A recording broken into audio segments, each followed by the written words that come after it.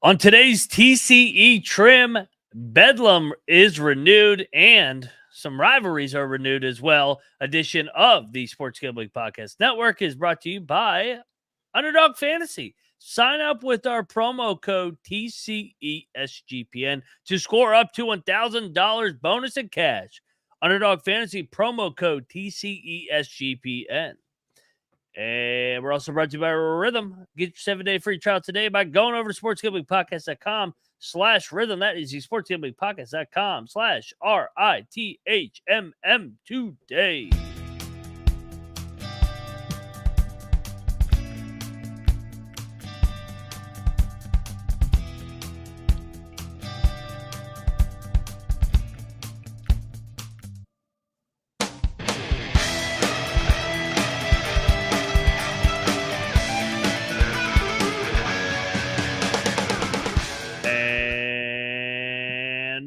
Welcome, everybody, into the college basketball experience. Best rivalries in college basketball. That's what we're talking about over here on the college basketball experience. Bedlam was renewed today. Modern day Bedlam it is. It'll never be the same. We love rivalries on the college basketball experience, and we're going to break it down with our lists. But first off, I am Moneyline Mac, a.k.a. the former video coordinator for Bob Huggins and Frank Martin.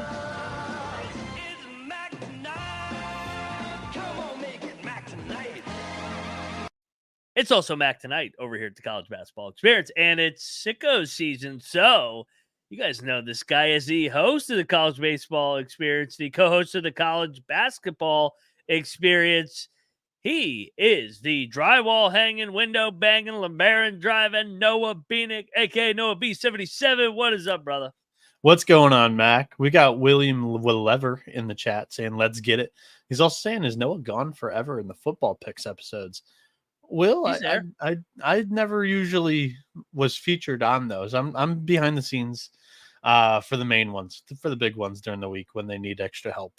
Specifically tonight, 8:30 Eastern, 5:30 Pacific, week 3 college football picks. We will be talking, but first, Mac and I, we wanted to do our TCE Trim just before.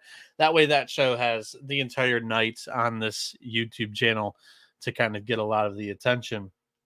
We're going to talk about some of the best rivalries in college basketball, what spurned this topic, and we're trimming this out of the news headlines today.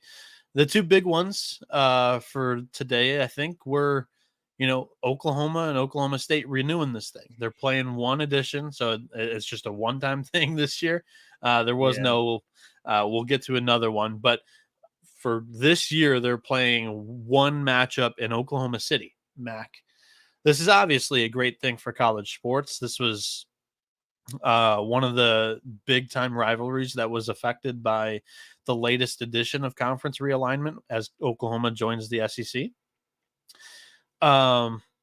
Big thing for college basketball, correct, Mac? Great thing for college basketball. But at the same time, it's also kind of a sad thing for college basketball that I think I tweeted out. We used to get this 2 to 3 times a year. We're only going to get it once. We're not getting it on a home court. It's in Oklahoma City. It is fitting that it's at the Thunder because that's what's ruined Oklahoma basketball in general. And Oklahoma, I was going to say, being in the Big 12 for as long as I was in there and going town to town, those crowds slowly dwindled over the years, and more the Thunder got popular. So it is kind of fitting as that rivalry kind of dwindles a little bit. They're going to be playing it in Oklahoma City. But nevertheless, I still like to see it at least once on the schedule. It's good for the rivalry. Obviously, more of a football rivalry. But basketball, we've had some great games. I mean, the buzzer beater just last year in Stillwater for the Oklahoma Sooners to win, or those Cade Cunningham games a couple years ago were absolutely electric. The Trae Young games just 3 or 5 years ago as well. And you just go on the list. The great players that have played in those programs and great coaches should be played every year. Wish we could get it 2 to 3 times a year again, but that's not happening anytime soon. So I'll settle for at least once. Yeah, and I know this is a big rivalry weekend for yourself. You got the backyard brawl on the gridiron, West Virginia and Pitt playing this weekend, but also right in your backyard, there is another rivalry that was announced to be renewed, not for this season, but for the next 4 after 2024-25. We will have Maryland and Virginia doing home and homes. So 2 home games for one squad, 2 home games for the other. It is, I've got this bookmarked. Give me 2 seconds and I'll be able to tell you who is the home team I think first. it's So Charlottesville's hosting in 2025 non-con and 27. College Park is in 2026 and 28 for the non-conference slates. They've played 184 times dating back to 1913, according to John Fanta's tweet about that series renewing today. Yeah, I mean, this is right in your backyard, dude. This is another big one, right? Yeah, growing up, this was it. I mean, I grew up kind of in Big East and ACC country. You always say you claim both, but for me as a DMV kid, Virginia was right there, but also Georgetown and Maryland were right there. So a little bit of both. I would argue Maryland basketball suffered more from the conference realignment than any program. They lost the historical matchup with Duke. I mean, Maryland Duke in the early 2000s was one of the best rivalries, if not in college basketball, almost on the level of Carolina Duke to a certain degree. They had a great rivalry with Carolina, Virginia. But it's one of the things that sucks about realignment. And it's finally good to see also that Maryland and Georgetown are playing with Willard and Cooley, finding a way with their friendship from their days at Providence and Seton Hall. That game, that's a joke that the DMV game had not been on the schedule for as many years as it was. So it's kind of common sense. I don't know why it's taken so long, but it is what it is. And we're better for it to have them on the schedule. Yeah. And that gets to my point that I wanted to make in this show. This shouldn't even be newsworthy. Like, this should just be routine. This should just happen every freaking year. And the fact that these things have to even get announced so we can be excited that, we are getting the matchups that we do like to watch is infuriating and embarrassing at the same point. Because if the people that are pulling the strings, the ones in all these media deals, if they truly did care about the fans, they would deliver these matchups for us rather than waiting on coaches to schedule these on their own. And if the coaches cared about their fan base, they would try their hardest to deliver these things on a yearly basis. So kudos to the coaches that did schedule some non-conference rivalry games this season and for the upcoming future. I don't know why you need the pat on the back, but for some reason it is hard to do nowadays, which I don't understand. But Mac, you being in the coaching game, I don't know if you have something that you want to rebut with that or not, but yeah, it's in an era where I guess everybody's so worried about the net, and it's with the increasing conference games, these 20 game slates. You still have to give back to your fan base. I mean, Brandon Shirk in the chat makes a great point. College sports is built off regionality, rivalries, traditions. For example, you're talking about West Virginia. West Virginia's got Pitt this weekend. The famous phrase, eat shit Pitt, Sweet Caroline. They hate us. We hate them. You circle that game, even if you're not a West Virginia or Pitt game or Pitt fan, you're going to circle that game because be like, man, that those two teams hate each other. Louisville, Kentucky. That's the first game. Duke, Carolina, Louisville, Kentucky. Those are the first two games. When I get the schedule, I'm like, when are those going to be played? Because those are just epic rivalries every year. And even if the teams aren't very good, I mean, it's always going to be a game. It's always going to be a hostile environment. And it's what makes college basketball, college football, college athletics just all together college and not the pros. And that's what we love about covering college basketball night in and night out. The culture, the tradition, and the rivalries. Yeah, I couldn't have said it any better. I totally agree. On the flip side of this show, we're going to draft our favorite rivalries. You can crusade me. I don't know if that's the word that I kicked your ass on the poll with the coaches. I told you that was going to happen if we did the social graphic, which I did make today. But yeah, you can crucify me, I think is the term that I was looking for saying what I'm about to say. But some rivalries do have a time frame where they're hot and some kind of fade. I think I have gone on for my big board. I've got 10 lists down. Again, we're both drafting 5 of these.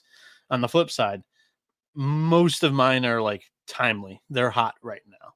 And I'm 23 years old. That could be a fact of the matter that I'm fucking young, and all this conference realignment is right when like peak me, like really fell in love with college sports, and all that got ruined. But that's why like everybody's all scarred from conference realignment, whereas me, this shit's been happening, since I was 10 years old. But we're going to draft that on the flip side here. The NFL and college football are in full swing. Make sure you subscribe to the Sports Gambling Podcast and the College Football Experience for free picks for every game against the spread in both entities. Underdog Fantasy Pick'em gives you a chance to win 1,000 times your entry. The lobby is jam-packed with profit boots and no-sweat entries. You can now use specials and boosts on all flexed entries. Sign up today with the promo code TCE SGPN to claim your special pick plus first-time deposit offer up to $1,000 in bonus cash. UnderdogFantasy.com, promo code TCE SGPN. The college basketball experience is brought to you by BetUS. Bet with the best in the business, BetUS. They've been around for 40 years. Bet anywhere, BetUS is available in tons of locations, including internationally. BetUS has a massive props menu, same-game parlays, and some of the best boosts in the business, plus an all-new live betting experience. Easily deposit using cryptocurrency and get lightning-fast payouts. Use our link to sign up and get a 125% deposit bonus on your first 3 deposits. Go to sportsgamblingpodcast.com/BetUS. That's sportsgamblingpodcast.com/BetUS. So they know we sent you. BetUS, America's favorite sportsbook. Have you ever wanted to create your own sports betting model? SGPN's proud partner Rhythm is the #1 AI-powered sports betting platform that helps provide bettors with all levels the ability to create custom betting models in seconds and get predictions for betting on money lines, spreads, totals, and props. You can build your own model or copy one of the top performing models from the leaderboard. You can get predictions for every game and player prop, and also there's a myriad of stats, research, and trend analysis to give you even more betting insights on the picks.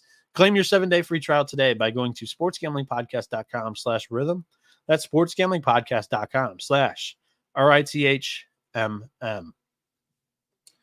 Okay, we're back here on the college basketball experience. Mac and I are about to draft our 5, but it's not truly our 5 favorite college basketball rivalries because we're drafting against each other and we might pick some of ours. But we're each going to draft 5 of our favorite college basketball rivalries. Mac, like always, I'm going to try to get Siri to be able to speak to me through my phone this time. Heads or tails, would you like to pick first or second? I'll go heads, and I'll take first tonight if I win, because I went second last time. Heads or tails, Siri? It's tails. I don't know why she won't speak to me. So you took heads? Yeah. All right. I want the second pick, so you can go first. I'll let you take whatever. I'll give the snorkel one away. I think if you are a college basketball fan, it's not really a debate on which one is the top rivalry in college basketball. Tobacco Road, Duke, Carolina, all-time series. Carolina leads 145-117, but every time they play, you see the stat where it's like the last 100, it's 50-50. What makes this so good? They're 8-9 miles apart. You got to ask NC Nick. I don't know the exact mileage, but this game always delivers. It's always played on that first that Saturday after the Super Bowl or around that time. And then the last game of the year, they've had so many memorable games, whether it's in Durham, whether it's in Chapel Hill, whether it's at the ACC tournament. Of course, recently they finally met up in the NCAA tournament. Carolina sends Coach K packing in his final game. Carolina probably will always have the upper hand in terms of that, just with that one last fuck you to Duke. Yeah. But they beat him in his final home game. They beat him in the Final Four. Exactly. Duke Carolina is the best rivalry, in my opinion, in college basketball. Yeah, Hasty says Duke UNC is great, even if I hate both programs. Oh, I hate both. It's too. must-see TV.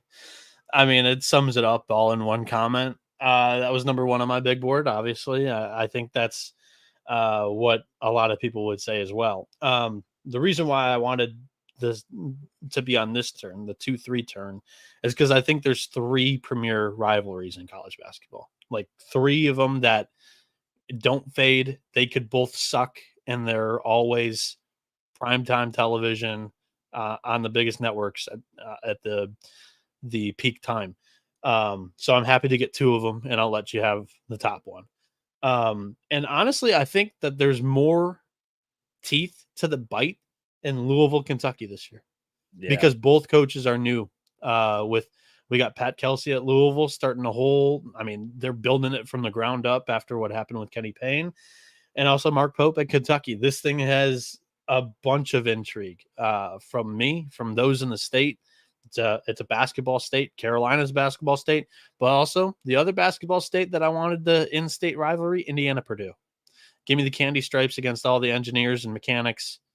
That rivalry, I look forward to it twice a year as well. I think those are your top 3 college basketball rivalries, and I'm happy to have 2 of them on my squad. What'd you say for your third one? Indiana, Purdue.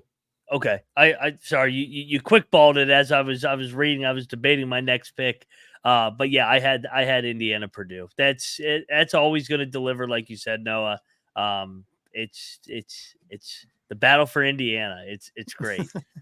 And it's a basketball state. Like they live and breathe that. Like football, Indiana Purdue, it doesn't hit as hard as it does for basketball. And same with Kentucky. Amen. We're in agreements there. This one is one of my favorite ones. It's always played in December, kind of towards like the weekend before Christmas. And it's had a dust up in the past, the crosstown shootout, Xavier, Cincinnati. These 2 teams, you're talking hatred and talking having some teeth to it. These 2 teams hate each other so much that they had to stop playing the game. They had to stop the game altogether because of the brawl that they had on the court. So all-time series, I'm looking at it. Cincinnati leads 51-40, of course. Bob Huggins, a huge part of that, my former boss. So he's I'm very educated on this rivalry and just the hatred between these 2 in this great rivalry. And glad that they were able to figure it out. It should always be played. And I'm glad that it's always on the home campuses. For my number 5, this is where I think you could make a little bit of arguments for a little bit of everybody. For my next one, I'm going to go the Big 12. I'm going to go Kansas K-State, man. And I know Kansas has dominated the game, but it always comes right down to the wire. The Sunflower Showdown on the hardwood, man. K-State's always been knocking on the door. K-State's picked them off a couple times. When you get that Big 12 schedule, you always want to know when Kansas is going to the Little Apple because it's going to be a sea of purple. They've played Big 12 tournament games together. It's always a great rivalry.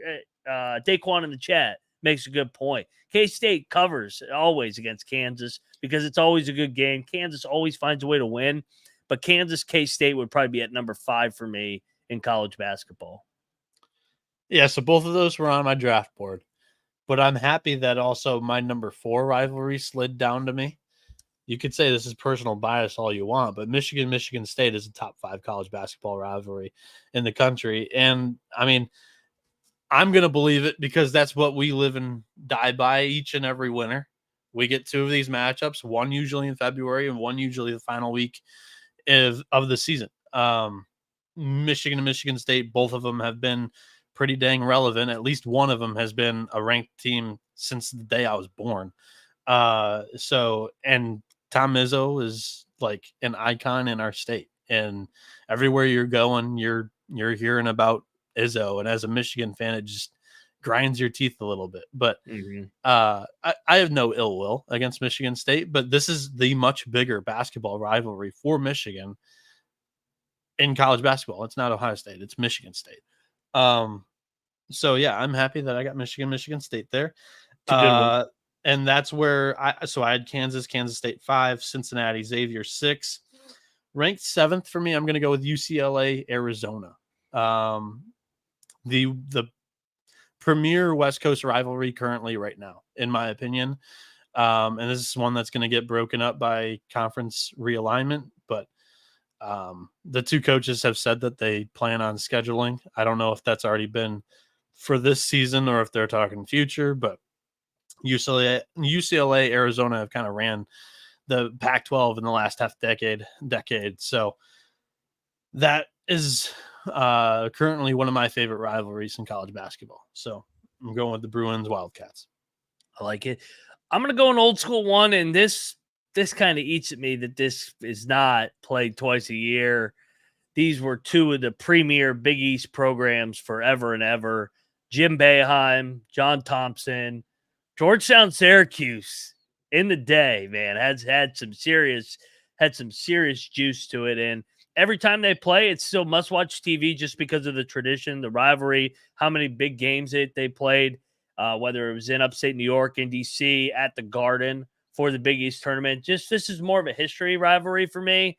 I wish that they could find a way to just do a home and home every single year, just because even though Thompson, Big John's not there or Boeheim's not there, the hatred's still there. I mean, Boeheim talks about it every time they interview him. So Georgetown, Syracuse for me.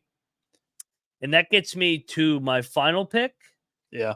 Go ahead. Take your own. I'll push back on a little West Coast rivalry. And I saw Brandon saying, I hope you guys talk about some of the little guys. I don't know if these guys are little guys, but Gonzaga St. Mary's. I mean, in the West Coast. You didn't even take backyard brawl? It's not as big on the basketball court as it is on the football. On the football field, it's a whole different level. On the basketball court, just haven't had as many big games, if that makes sense. But Gonzaga St. Mary's, man, is must-watch TV. They always play 3. This is what's great about this. They always play 3 times a year because you're pretty much guaranteed to see them. Yeah, and St. Mary's dethroned them. They won the regular season. They won the tournament. So they got a little bit on the upper hand right now against Mark Few, but Randy Bennett, Mark Few, what they both have been able to sustain success for the last 20 years has been remarkable. And, get that UCLA Arizona crap out of here. It's all about Gonzaga and St. Mary's, the Gales and Dogs. I'm happy that you were hinting a little bit that you were going to go to little guys on the West Coast. I'm happy that you didn't take my beloved New Mexico State, baby. Guns up. Literally, quite literally had to be shot each other because of a gunfight off the field, off the court, but technically off the football field is where they were located, I believe.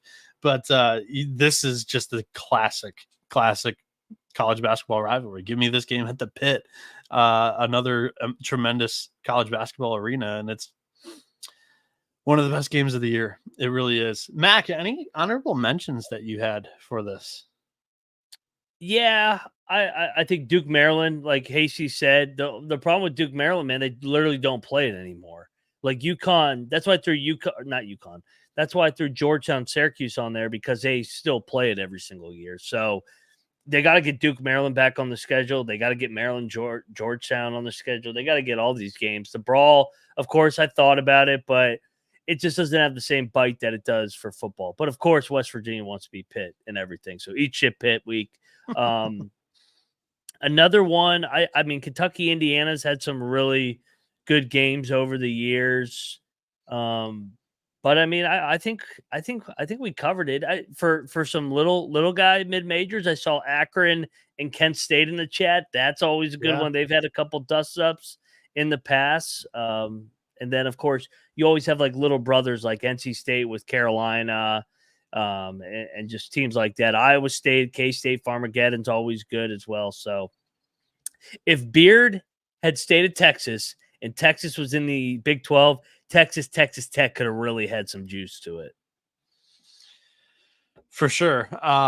What I kind of judged a lot of these on was like, it has to be your premier rivalry. The reason why I left off Mizzou is because I think Kansas' bigger rival right now is Kansas State, and also you got bragging rights, but they've gotten ran in that a couple of the most recent times by Illinois. So I don't think they've covered in like 7 straight matchups against Illinois.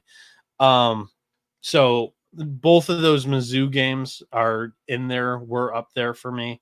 But like I said, I didn't really consider Duke Maryland because Duke's biggest rival is North Carolina. I've just crossed off a lot of the secondary rivalries. I crossed off Michigan, Ohio State. No matter how big people want to say the last couple of years were. So the one that I have down, like the true rivalry, it's bigger on the football field, but I can't wait to see if like Texas A&M has any gas this year. You see that again. We were robbed of it in the NCAA tournament when Texas A&M lost to Penn State. But yeah, the Big Five matchups in Philly. Villanova gotten taken down by quite a few of the little guys there. Ivy League has some classic rivalries. I don't know how deep you want to go. If Colby was on here drafting, he might have taken one of the Ivy League rivalries like Penn Princeton. Any more that come to your mind, Mac? The Iron Bowl has started getting some serious juice to it, just because of how good Nate Oates and how good Bruce Pearl had been. So that's kind of been one that I thought about, but it just doesn't have the tradition, and it's clearly just a bigger college football game. And there's other games, these little guys, like when Abilene Christian and Stephen F. Austin get together, that's always a hated game. Middle Tennessee, Western Kentucky comes to mind, in Conference USA. That's always one that's always entertaining. The Valley, any of these conferences that have regionality usually have some real hatred to it. So, like you said, that's why we love it. That's why we want more regionality rivalries. That's what college athletics and especially college basketball was built on. Yeah, I'll give you 2 more football-centric rivalries that are also pretty good on the court. We just saw it last week in college football, Iowa State. Cy-Hawk rivalry's fun. And also Cal-Stanford. When both of those programs are good, they hate each other. Or at least when both of them are good, then it's really, really interesting. They always hate each other. But and then the third one that I just want to be bigger is Marquette, Wisconsin. It is pretty big in their state, but I hope that one heats up. And yeah, there's a lot of mid-major ones that we're not bringing up here, but you've got one more. I have one more, and I have to say, because I'm in the city of Richmond, Spiders Ramps. Oh, there you go. That's City one of Classic. them. I almost totally forgot to throw that in there. They hate each other, and you cannot have more contrasting fans, lifestyles.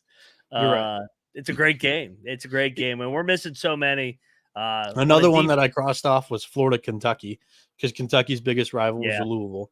But Florida State's kind of like Michigan, Ohio State. Like they're their biggest rivals in football, but not really for I think my 2 fan bases, Michigan and Florida. We choose to acknowledge the other ones in basketball. I don't know why. But that's going to wrap up today's TCE Trim. It was a fun one. We got to rank some really cool rivalries, and I enjoyed it. If you want to hear us talk about any other little news topic that was old, if we're struggling for a day at all, I typically am screenshotting these or I'm bookmarking them on Twitter. And if there's a slow day, I'm sending screenshots to Mac. Hey, which ones do you want to do? So hit us up. Moneyline_Mac, Noah B77_. And we're looking to do one for every midweek day here in the preseason, along with our 31 conference previews in college basketball. We will have all of them playlisted on our YouTube channel, so you can binge them all if you want to, along with the summer school coaches tour that Mac has been doing. It's an awesome series interviewing. His goal is to interview 68 college basketball coaches in the mid-major ranks.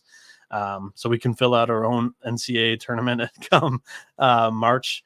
But we here at the College Experience Would encourage you to check out more shows within the SGPN network. We've got something for everybody, and also Sports Gambling Podcast, the flagship brand, touches on every big event in any sport at any time, while also mainly focusing on NFL during the football season. So do us one last favor before we get out of here. Drop a like, hit that subscribe button here on YouTube. If you're on a podcast platform, leave a rating, review, subscribe, do whatever it takes to help us grow this thing even more, because we enjoy doing this. Mac, it was very fun. This has been the College Basketball Experience. You better start thinking about yours, and we out of here. Almost forgot the tagline, Colby. College Football Experience up next.